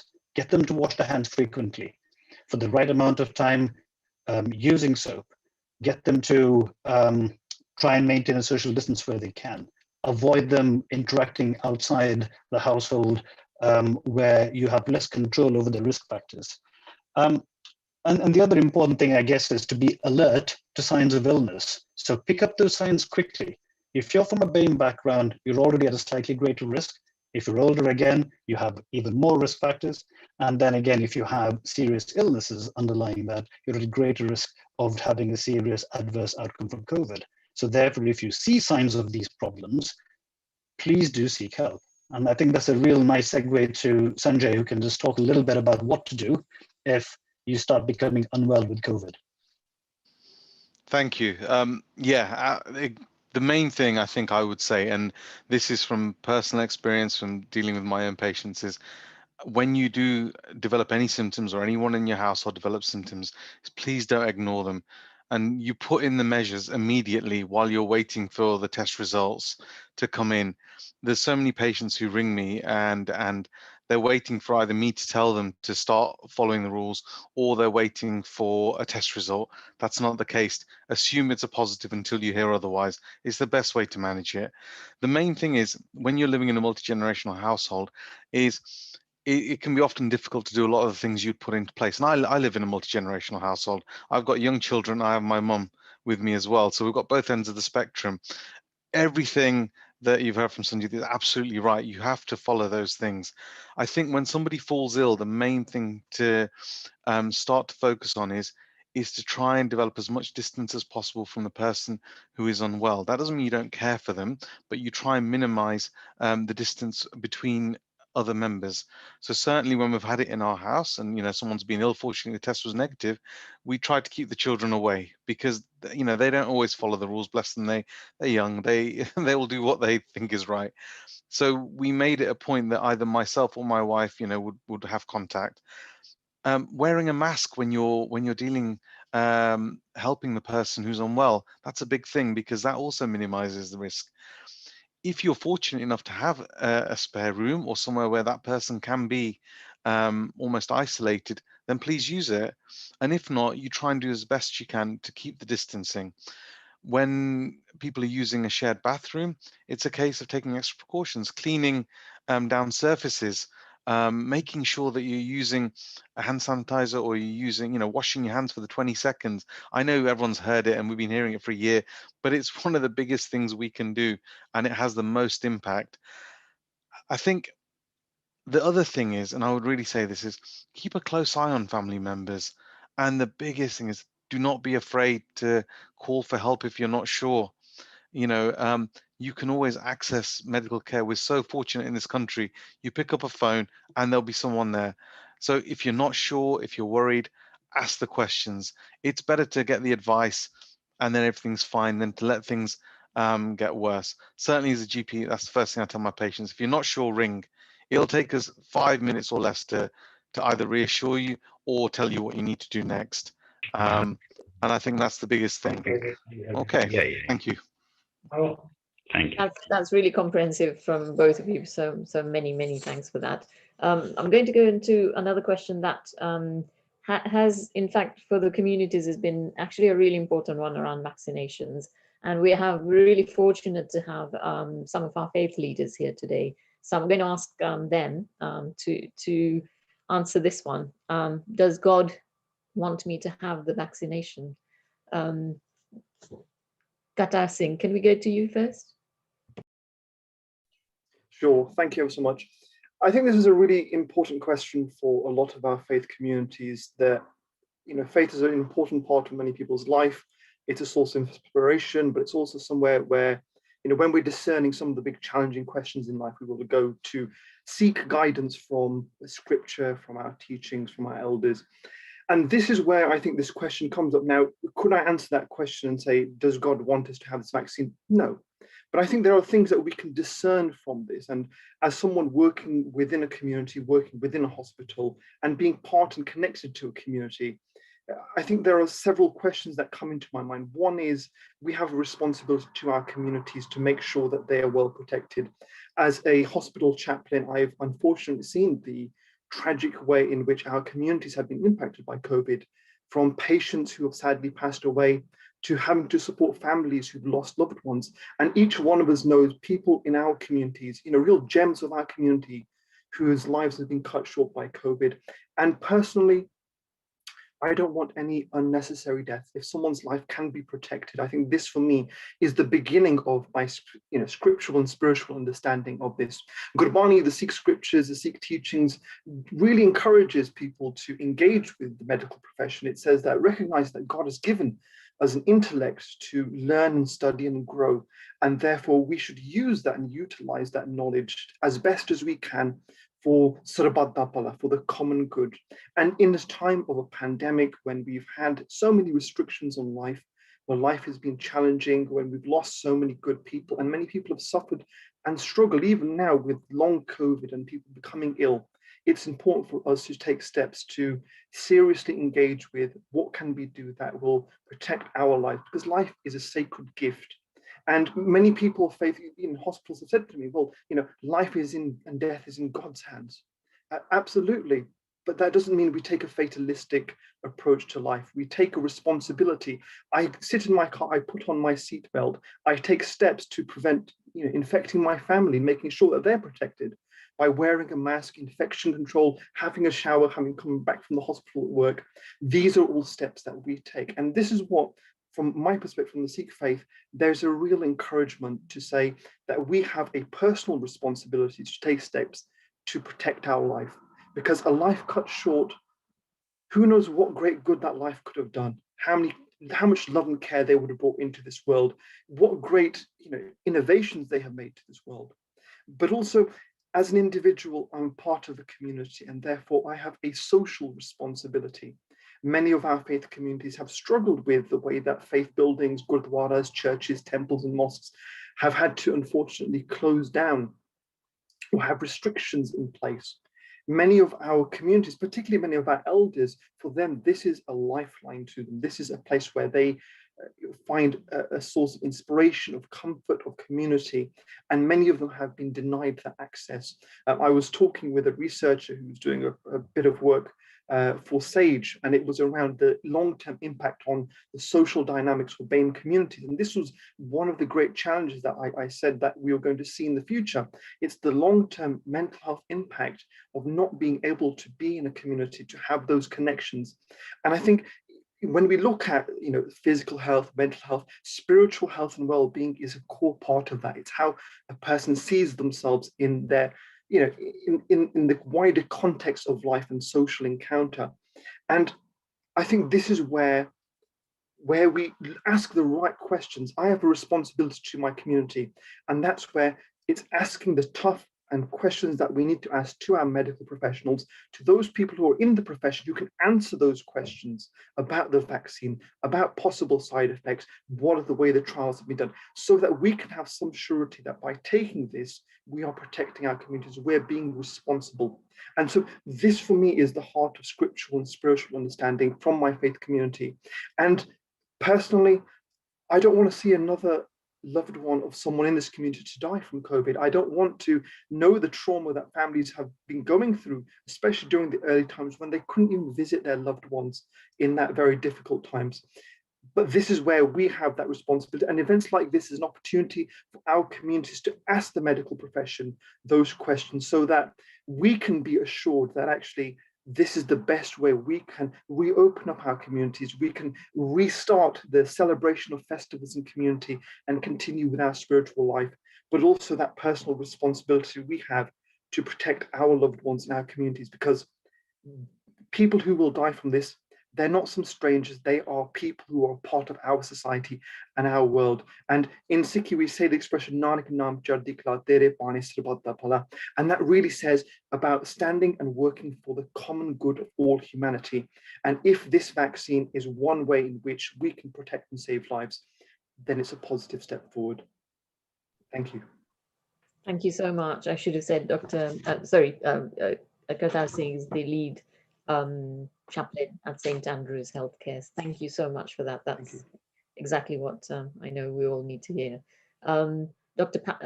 Pastor Donovan, who's the lead chaplain at, you're a Afro-Caribbean faith leader. Sorry, Pastor Donovan, would you like to go next? Yes, good evening, everyone. Thank you so much.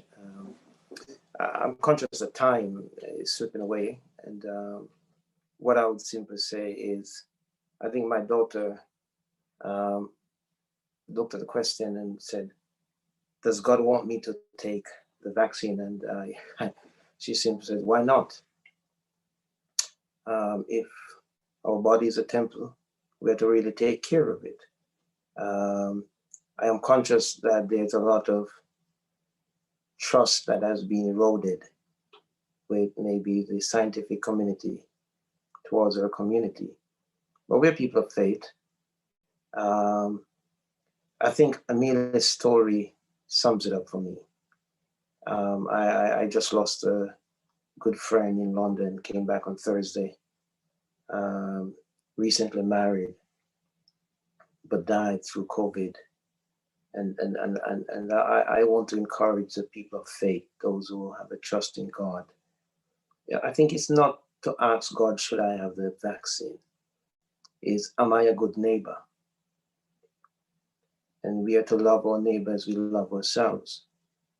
We will never know for sure if everything is perfect. And I really think history has taught us that, from time to time, these things come upon us as a world. And good people have got to come together. I would hope that people with whatever agendas would not make it so bad for people to make a right decision. We are people of faith. We have got to trust what our doctor says. Things are not perfect, but one of the things, even though I may be speaking from the position of faith, I'm also looking at the economy. And people want to get back to their holidays. People want to see their loved ones. And personally, when I would have thought that, okay, this vaccine has come upon us too quick, and I'm glad that our doctors informed us of the process.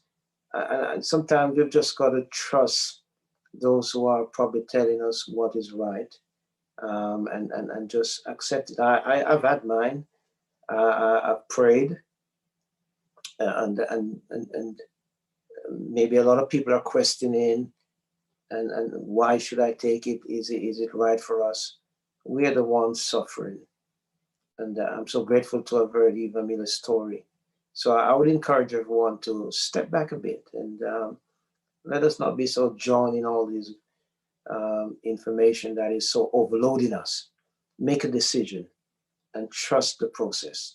And we will continue to pray because I'd really love to see the economy open up. People go about enjoying themselves, as it were, and let's rephrase the question. Instead of asking, does God want me to take the vaccine? We probably should say that God wants us to be good neighbors for each other. Thank you very much. Thank you, Pastor Donovan. Yeah, I think that does sum it up in terms of, am I a good neighbor? I think that says a lot. I'll bring in Krishna Takrar, who is a faith leader within the Hindu community in Wellington mainly. Good evening, everybody. The question is, does God want me to have the vaccination? So the short answer is, since the pandemic started, I haven't met this chap called God to ask him whether I should have the vaccine or not. But let's look at it from a rational point of view. From a Hindu perspective, all life is special, all life is sacred. And hence, it is every one of our duty to actually reduce any suffering that goes on with any kind, not just the pandemic, but any kind of suffering. It is our job to reduce that. So from a faith perspective, from a Hindu perspective, reduction of suffering is the key. So does God want us to have this vaccination? Based on rationality, I would say yes.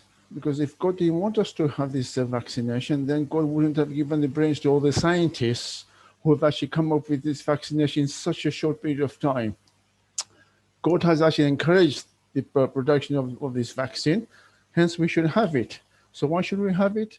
To protect ourselves, to protect our families, to protect our neighbors, to protect society at large. So let us all be good citizens, have the vaccination. I know there's a lot of sort of fake news, I'd call it, about different things and different side effects and all that. Let's get one thing clear. Life has its own side effects. The moment we are born, we go through positives and negatives of life. Whenever you go to a doctor, any tablet or any medication we are prescribed has its own side effects. This is no different. Most people will tell you, yes, they've had side effects, they're short-lived, and they do all recover. So based on that, I think rationality tells us life is special, life is sacred. Let's reduce that suffering for everybody. Let's have the vaccination. Thank you. Thank you so much, Krishna Bhai. That's great. And it's good to have faith leaders kind of confirm some of the medical kind of observations and comments as well. I'm very conscious of time, but we've got some really key questions. So I am going to go over time if that's okay, but please try and stay on if you can. What we are trying to do is, if we are recording this session, we will make the link available, and also that there's an information community pack that people can have after the event. And we'll try and get all the other questions we might not cover today answered at some point as well. So I'll go into the next question, but if I can ask just people answering to be as brief as possible, I'd like to get through as many we can. This is a question on shielding, and I'm going to ask Dr. Deji, who's a GP registrar at Northampton General and a BAME clinical fellow, to answer this one. The new shielding arrangements, why has the government introduced new shielding arrangements, and what are the implications? If you can be as brief as possible, please. Okay, good evening, everyone. So the new shielding implications at the minute, because we're studying the disease on a daily basis. So what has now happened is a predictive risk model has been put together by researchers and scientists at Oxford University. So it's called the Q-COVID calculator. And this calculator now takes into account things like your age, your ethnicity, your BMI, which is your body mass index, your sex, your postcode, and health conditions as well. And the way they've developed this model is going back to the data of people that have sadly passed away and also been hospitalized. They've been able to work out that, okay, more people need to be considered at being at higher risk of contracting COVID. People with clinical conditions that need to be considered as well would include things like so severe respiratory conditions. So if you've got severe asthma, severe COPD, if you've got cystic fibrosis, those are conditions that are on that list. People with cancers or immunosuppressive therapies as well, they're on that list. Things like patients that have got Down syndrome, adults with Down syndrome are on that list. People that have got issues with problems with their spleen as well. So if you've had your spleen removed, you're on that list. And then two more categories that really come up for me would be people that are on dialysis and also having they've got end-stage renal kidney disease. They're on that list. And finally, women that are pregnant with heart disease, they are on this new list as well. So any significant heart disease, either from birth or they've just acquired it, they're on this list. So speak to your GPs. This will be in place till the 31st of March. So yeah, and we'll review things as time goes along. That's the shortest version. Thank you so much. That's a lot covered in that question. I'll take another one, which I'll ask Dr. Mutambeki to take. With regard to COVID, what early intervention and treatment were given? Dr. Mutambeki, are you still there? Yeah, I'm here. I'm here. So I would want to defer this one to Sanjay as a GP in terms of the treatment of of COVID. Sure. What we do know is that there are a few clinical trials that have been going on. One recently published in the Lancet, looking at the various medicinal products that have been used in COVID. One of them is an antiviral called Remdesivir, and there's been a lot of talk about things like hydrochloroquine, etc., etc. I must say, from those clinical trials, some of the evidence is quite weak in terms of, how those medicinal products are changing the disease once it's taken hold. So it's no more, different, no more significantly different, than the natural disease process. So my advice to everyone is really that let's look at, not ending up in that situation.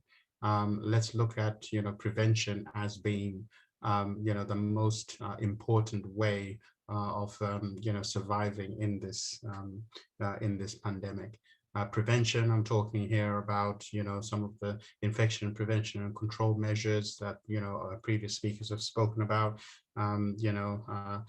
Sanjay spoke about, intergenerational households, as did Sanjit.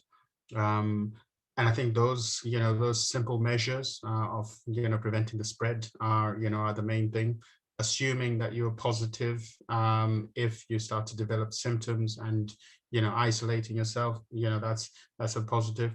And actually looking at getting yourself, the best chance of fighting the infection before you even come into contact with it, and that's being vaccinated.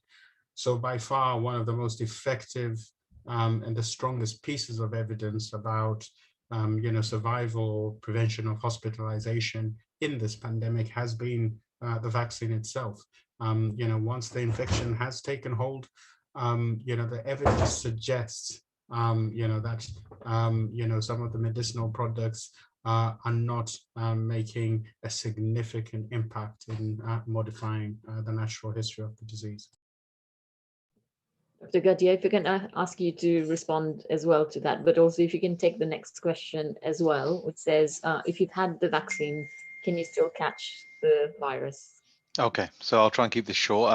So in answer to the question, the treatments are very limited. It's like I said, there's a few treatments out there and a lot of them are being tested, but your best treatment for this disease is your body's own immune system. And the only way the immune system tackles it is with the vaccine. So there you go, that's the treatment there. And I will say this to everyone that I see. In terms of can you still catch the disease if you've had the vaccine? In short, yes, you can. You can get the disease if you've had the vaccine. However, and this is the big one, if you've had the vaccine, your chance of serious complications massively reduces.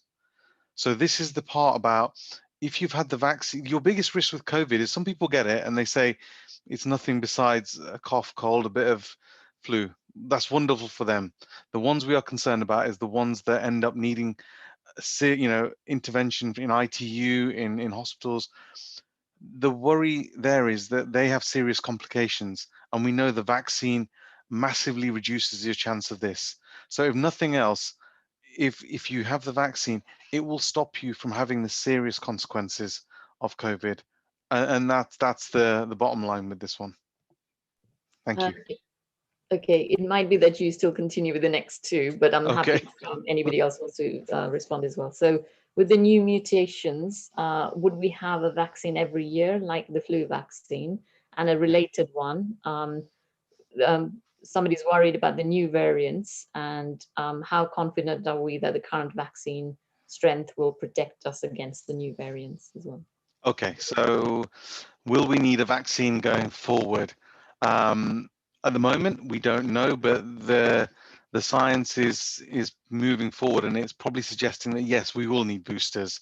When and how often is still to be determined. But if we take another example, so every year we go for a flu jab.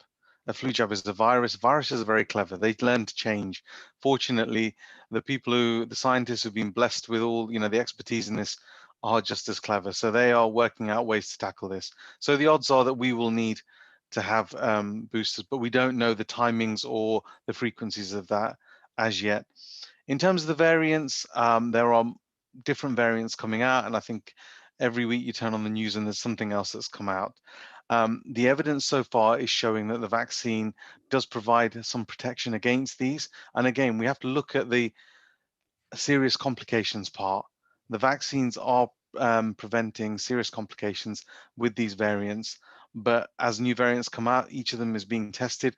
And again, in this country, we are really fortunate that some of the experts worldwide are based here at quickly looking at these variants and working out what they're doing and how effective the vaccine is going to be. So at the moment, please still go for the vaccine. Do not wait for a new vaccine or anything, because you are still being protected. And I'd say that's the main message. Great, thank you for that. Another one, I'll fully ask Dr. Kamnath to take this one. We know that the BAME communities are at high risk of contracting COVID, and if they don't get the injection, that they're at high risk of death, especially with those who have comorbidities. Why has this group not been prioritized for the vaccination? It's a really good question. So being from a BAME background is just one of many risk factors. There are many more significant risk factors. The biggest one is age. The other risk factors are having comorbid physical healthcare problems. So if you're in the older group, and you'll have seen from the slides earlier that the target population in the first wave of vaccinations was those above the age of 80, and then healthcare workers, and then they've moved the tiers down according to the age as well. So that's the reason why those who are most vulnerable were the ones who were prioritized first. So that's the reason for that. Great. Another question, again, don't mind who takes this. Why do we think Corby has the highest rate of COVID rates in the country? Dr. Sanjay Gadia? I can try and answer this one. To be honest, we don't know why Corby's highest. It seems to change. A lot of it is all determined by how closely people follow the advice that's out there. It's about how about migration of people when they're coming into work and moving, and we know that Corby has a lot of industry in there, a lot of factories that people travel into and out of. It's a difficult one. All we can say is that it just shows that despite best efforts, this virus is clever, it will spread. So you just have to keep doing everything that you're advised, and we can't let our guard down. That's the biggest thing. We cannot suddenly drop our defenses on this one. But hopefully the message is getting out to the population of Corby, and we should see the rates drop very soon. Okay, great, thank you. And another related one may still be for you, Dr. Gadia. We haven't heard this in many cases, but Satish Shah is asking that he's had his vaccination, the AstraZeneca, on the 21st of February. He was fine for 2 days, and then he had a health issue following it. Can you explain that? Okay. He doesn't describe what the health issue was. Sorry. No, and I don't want him to go into it on such a public forum. However, we do know there are some recognized side effects, and some people are very fortunate. They have no side effects. Some people can get side effects for a few days. The biggest thing I would recommend, and I'm dealing with patients with this at the moment, please don't presume that all health conditions are suddenly due to a vaccine. It could be something happening and it's just completely coincidental. So my advice is please contact your GP, explain this, and they will investigate in isolation, as well as if they feel if it is due to the vaccine, they can report it and also contact the experts who work for the pharmaceutical companies who can provide more advice. But please don't presume it's always a side effect from the vaccine. We can all fall ill at any time, and it's unfortunately sometimes it's coincidence that things happen around the same time. And just to add on to that, really, so when it comes to taking the vaccine, some people feel if they've got COVID already, there's no need to take the vaccine. Please, please, please go and take the vaccine. Yes, your body would have developed so that natural immune response, but right now we don't know how long that lasts for. So taking the vaccine ensures you're actually protected, and then we can investigate things further. Excellent. Thank you so much for those really comprehensive answers. And we were really keen that people got the opportunity to actually talk to you directly as medical professionals and faith leaders. So thank you for that. We are going to stop the questions there. I think we've taken the majority of them. I'd just like to take the last poll based on what we heard earlier. And if you can just complete this, please, we'll give you a few minutes.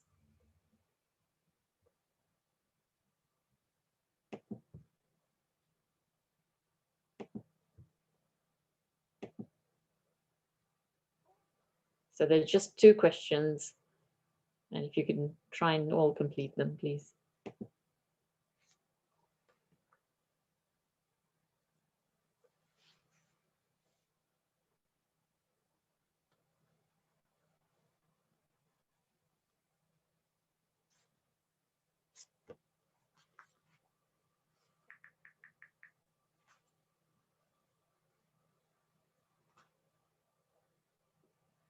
Okay, everybody's still voting, so please answer. Okay, so excellent. I think 74%, all the presenters, a big thank you. And you've obviously kind of answered everybody's questions really well. Obviously, there's still concerns, and we appreciate that. And like I said, we're hoping to have other sessions. Brilliant to see that most people are likely to have the vaccination. Inevitably, there are people who may still be concerned. So thank you for that. That gives us a really good measure of today. Thank you. What we've done as part of the kind of the team who were planning this, we were very mindful that we want to give as much information as possible to local people. So what you can do now is, if you're able to on your iPhone or phones, you can actually take a scan of that image, just there Nick is indicating, but also we'll put an information pack on those sites that you see there as well. And that information pack will have hopefully a lot of the information you've heard today. And if we can ask you all to pass this on as widely as possible amongst your family, friends, neighbors, and communities, that would be excellent. Is that okay? Just give you a couple more minutes just to scan that if you haven't done so already. And the pack is really good. we'll try and pick up some of the questions we may not have answered as well. Okay. Thanks, Nikki. I'm just gonna. Okay. I just want to thank all the presenters, speakers, everybody giving up their time today for, I think, has been an excellent, event. We've covered a lot of ground, the long COVID, the personal story, the kind of the background to the vaccination. And I hope that that's given many of us a lot more reassurance, not only in the vaccination, which was kind of obviously key to us and Black communities, but also I'm personally very grateful to have met a lot of our kind of Black professionals who are working in the health services and have made such a huge contribution, and the faith leaders who continue to do their work, which is critical. So I feel really privileged to have met you over the last few days, and thank you for doing what you do in the health service. As I said, this was a dedication to everybody who has suffered any loss and bereavement over the last few, the whole year. I certainly have in our family as well. And so in dedication to them, thank you for your support today, and to everyone. Have a really good rest of the evening and weekend. Thank you.